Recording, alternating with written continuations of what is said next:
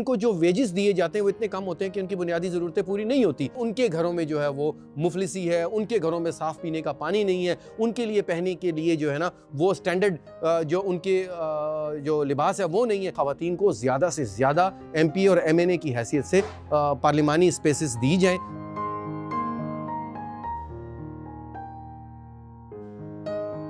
Minority کی سب سے پہلے ڈیمانڈ تو یہ ہے کہ جو مینیفیسٹو اور منشور ہے وہ مائنارٹیز اور میجارٹیز کو معلوم ہو کہ اقتدار میں آنے کے بعد ان کا روڈ میپ کیا ہے,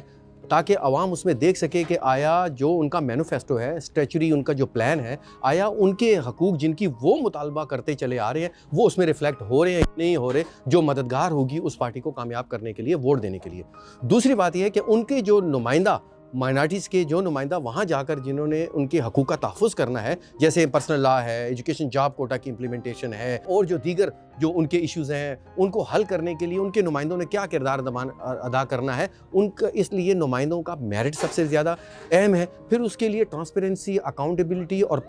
پنشمنٹ کا اگر میکینزم اگر نہیں ہے تو ہم سمجھتے ہیں کہ یہ اس وقت جو 44 ہے, اگر یہ 88 بھی اگر نمائندہ ہو جائیں تو اس کا فائدہ ہمیں نہیں ہونا.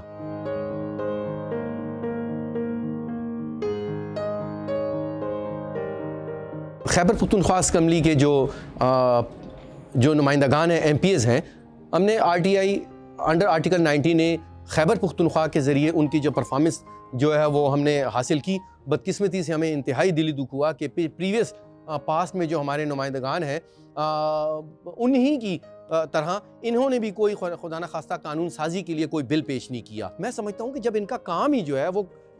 قانون سازی کرنا ہے, اور قانون سازی کے بعد اگر ان پہ امپلیمنٹیشن نہ ہو, ان کی امپلیمنٹیشن کو انشور کرانا ہے, اس کے علاوہ تو ان کا اور کوئی کام نہیں ہے. تو یہ بری طرح ناکام ہوئے. جب یہ بری طرح 4 سال میں ناکام ہوئے, حالانکہ ان کی اٹینڈنس جو تھی 247 سے لے کر 267 ڈیز جو ہے 365 ڈیز میں سے یہ رہی ہیں, تو ہم سمجھتے ہیں کہ جس کام کے لیے گئے اور اگر وہ کام بھی اس کا نہیں کیا تو کیا ضرورت ہے ان کو وہاں پر ایز اے نمائندہ لے کر آنے کی. بلکہ ہم نے تو یہ دیکھا ہے کہ 2024 کے الیکشن کے لیے وہ نہ صرف یہ کہ ایم پی اے کے لیے بلکہ ایم این اے اور سینیٹر کے لیے خواہش مند ہیں. مائنارٹی کمیونٹی کے جو ریپرزنٹیٹیو اپنا ٹینیور پورا کرتے ہیں تو جو کیئر ٹیکر جو ٹائم پیریڈ ہوتا ہے, ایٹ لیسٹ ان کے جو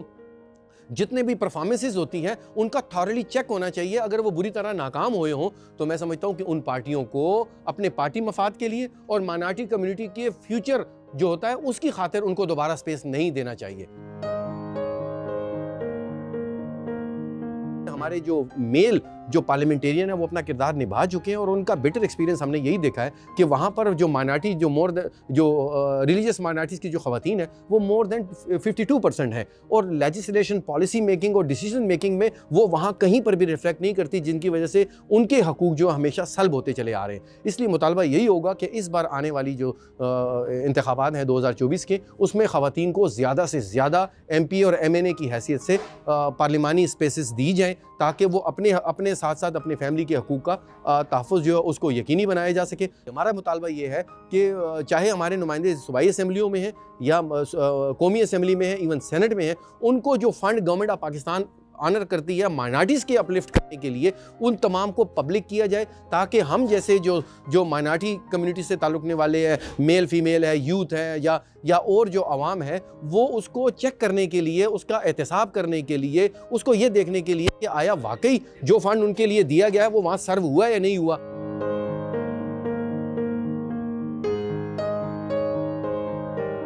مختلف کانسٹیٹیوئنسی میں آپ نے دیکھا ہوگا کہ پنجاب اور خیبر پختونخوا میں میجارٹی کی ہماری مسیحی کمیونٹی ہے جو وہ مینیل جابز کی طرف رہتی ہے, اور اس طرح سندھ اور بلوچستان میں بھی ہماری ہندو اور جو کرسچن کمیونٹی ہے وہ اپنا پیٹ پالنے کی خاطر وہ کام کرتے ہیں کہ جو سوسائٹی میں اچھا نہیں مانا جاتا. صرف قصور کیا ہوتا ہے کہ وہ نہ ٹیکنیکل ایجوکیشن ان کی ہوتی ہے اور نہ ان کی تعلیم ہوتی ہے, تو پھر ان کو جو ویجز دیے جاتے ہیں وہ اتنے کم ہوتے ہیں کہ ان کی بنیادی ضرورتیں پوری نہیں ہوتی. اور وہیں پر ان کا تعلق جن انسٹیٹیوشنز کے ساتھ ہوتا ہے, WSSP ہو گئی, ایجوکیشن ڈپارٹمنٹ ہو گیا, ہیلتھ ڈپارٹمنٹ ہو گیا, کیونکہ موسٹلی انہی میں کام کر رہے ہیں, جن کا تعلق پھر لوکل گورنمنٹ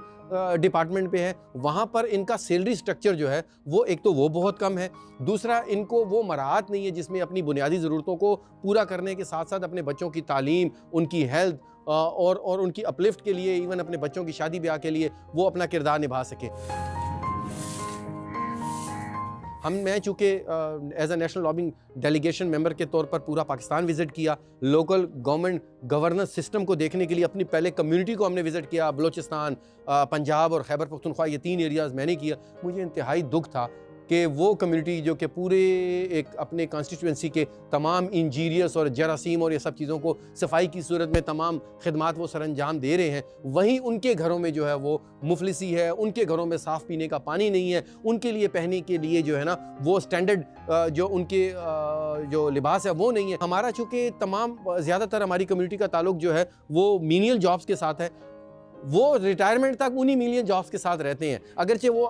تعلیم بھی حاصل کر لیتے ہیں ڈیورنگ سروس، وہ ٹیکنیکل ایجوکیشن کی طرف بھی آ جاتے ہیں، لیکن آپ نے یہ شاید دیکھا ہوگا، آپ اس پہ تحقیق بھی کر کے دیکھیں کہ وہ اس گندگی کو اٹھا کر ریڈی کی صورت میں تو وہ